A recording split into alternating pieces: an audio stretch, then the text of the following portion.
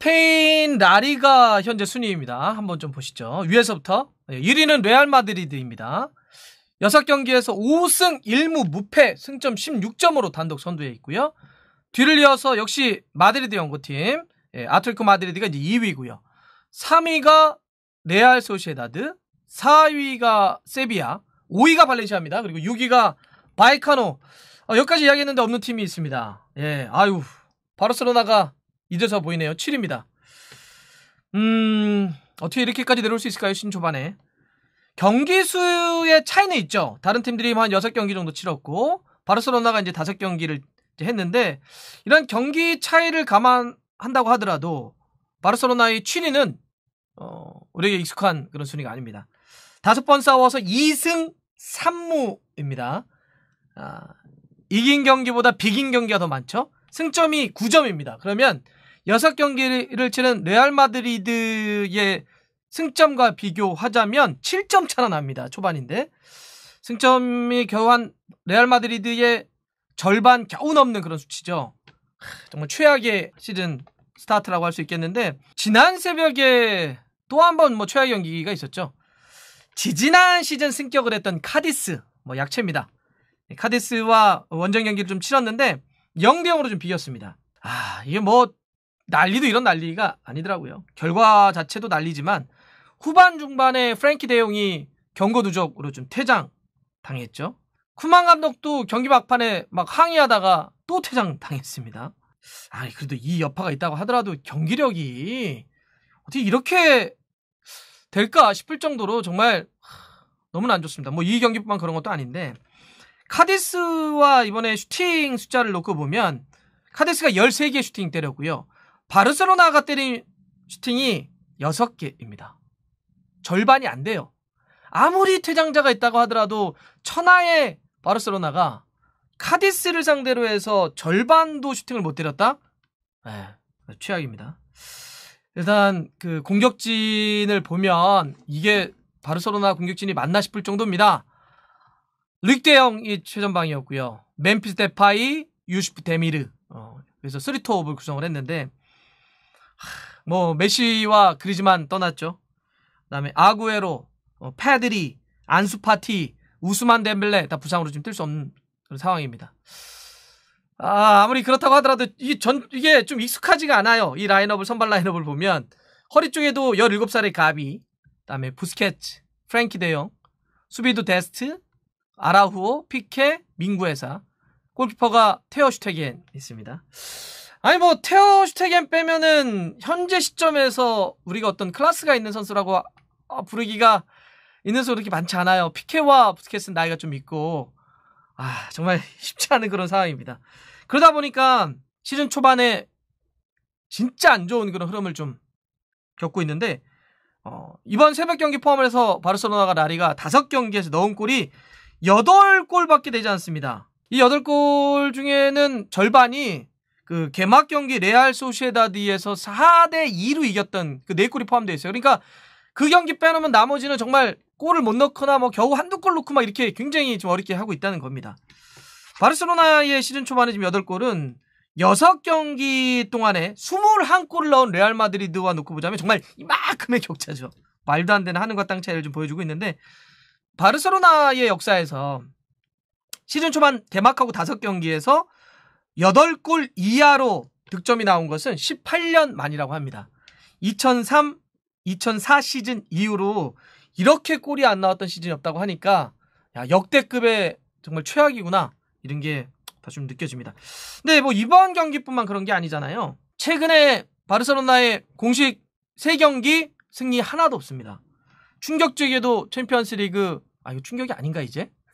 홈에서 바이에른 뮌헨에게 하나도 골 못 넣고 0대3 완패 당했습니다. 레바민, 옛날이요. 딱 그거 되죠. 바르셀로나는 너무 좀 떨어져 버렸는데요. 그 열었던 그라나다 경기는 1대1로 비겼습니다. 그것도 겨우. 그라나다 아직까지 라리가에 승리가 없는 팀입니다. 약체죠. 선제골 내주고요. 이것도 겨우 마지막에 피케를 최전방에 올려놓고 볼 계속 붙이다가 아라후오, 센터백 아라후오가 골을 넣었던 그런 경기이기도 합니다. 그래서 1대1로 비겼고요. 이번 새벽 경기는 카디스, 역시 뭐 약팀이라고 할 수 있는데 카디스와 또 0대0으로 비겼습니다. 이러니까 이거 큰일 났다. 이제 그 여름에 메시 떠나고 이럴 때 좀 우려했던 바르셀로나가 이대로 갈 수 있을까? 이거 큰 위기가 오지 않겠어라고 했는데 이 위기가 생각보다 훨씬 더 빨리 오고 있는 것 같아요. 그래서 변화를 뭐 줘야 되는데 지금 여러분들 아시는 것처럼 이미 이적 시장은 문이 닫혔고 바르셀로나는 돈이 없고 뭐 그래서 결국 선수들도 놓친 거니까요. 그럼 뭐 할 수 있는 게 없잖아요. 뭐 보드진 마음에 안 든다고 하더라도 뭐 그들이 어쨌든 칼철을 쥐고 있기 때문에 보드진을 다 날릴 수도 없고. 예. 그러면 지금 이제 얘기 나올 수 있는 게 뭐냐면 감독 바꾸자 이거죠. 감독 바꿔서라도 극약 처방. 예. 뭐 레전드긴 하지만 바르셀로나 역사에 쿠만도 자르면서 뭔가 변화를 해야 되지 않겠냐. 그럼 누구 데려올 건데 그랬더니 한 명 남아있잖아요. 여러분 다 아시겠지만 어차피 차기는 사비 아니면 차비죠. 같은 선수인데 어차피 차기는 사비 아니냐 이제 이런 건데 카타르 알사드에 있죠. 그래서 이 사비를 데려오는 게 어떠냐 이제 이런 이야기가 나오고 있는데 이게 쉽진 않습니다. 여러 가지 지금 당장만 놓고 보더라도 쿠만을 지금 계약 기간이 남아있는데 자르려면 당연히 뭐가 필요하죠? 예. 멀쩡한 직장 갑자기 그냥 위에서 정리해고시키는 거잖아요. 이러면 그에 따른 당연히 보상금을 지불해야죠. 계약 해지금이 필요합니다.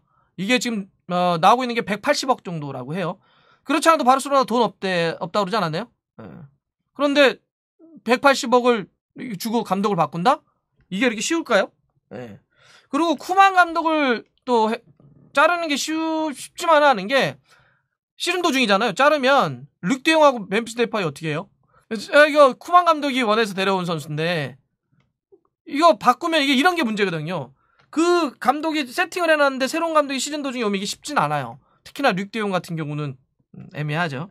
이런 건 어떻게 할 거냐 이런 것도 있고 그럼에도 불구하고 라포르타 의장하고의 관계가 좀 최악이다라고 하는 거 아니에요?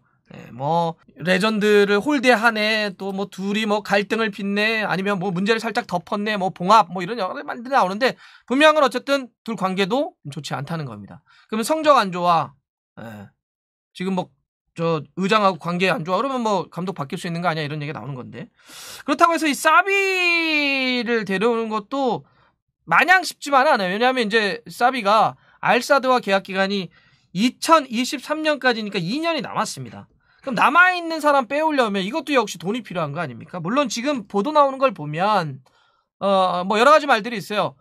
그렇게 큰 돈이 들지 않는다. 뭐 조항을 이렇게 바꿔놨다 이런 얘기들도 있고 아니면은 뭐 일단은 지금 여러 가지 문제가 있기 때문에 쿠만 감독으로 더 신뢰하고 갈 거다 이런 여러 가지 말들이 있습니다.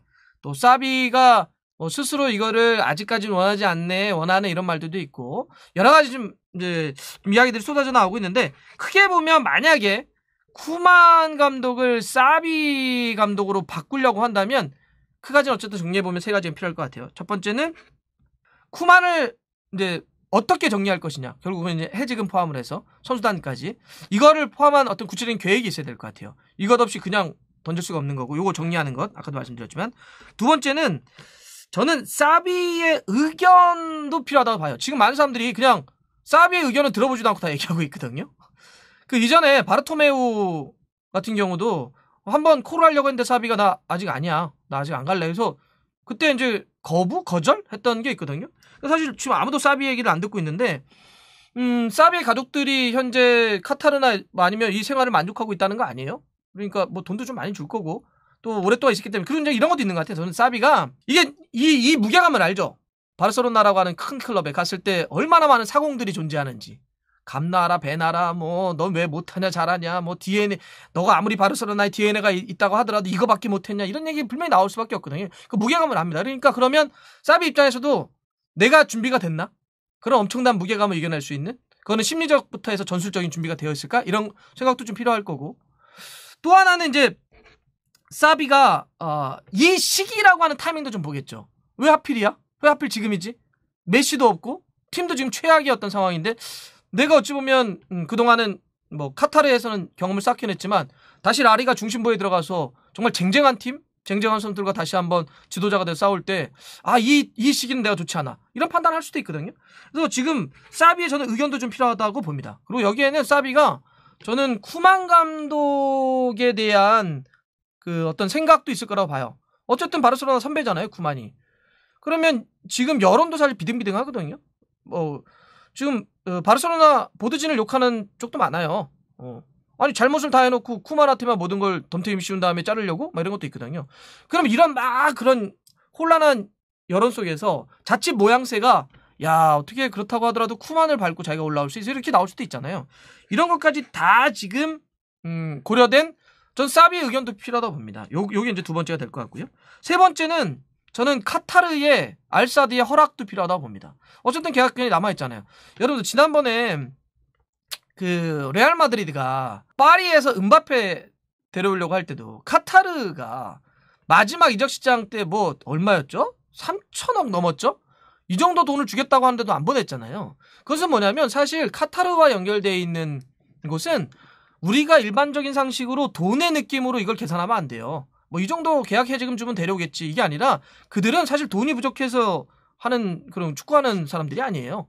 자기 어떤 자존감, 자존심 뭐 이런 것들이 걸려 있고 내가 무슨 돈 얼마에 내가 하고 그래 나의 그걸 살려달라고 가오 같은 거를 이런 게 있고 또 내년 이제 월드컵을 앞두고도 카타르 자본이 집중적으로 또 축구에 투자하고 있는 것도 있기 때문에 저는 이런 그동안 또 카타르와 바르셀로나가 맺어왔던 그런 끈끈한 관계라든지 이런 걸 놓고 봤을 때 알사드 카타르 쪽의 어떤 허락 아니면 최소한 어떤 관계를 고려한 사비 감독의 영입도 생각을 해봐야 된다. 그래서 정리하자면 쿠만, 사비, 카타르 요 세 가지의 관계들을 다 고려하면서 아마 이게 이어질 것이다.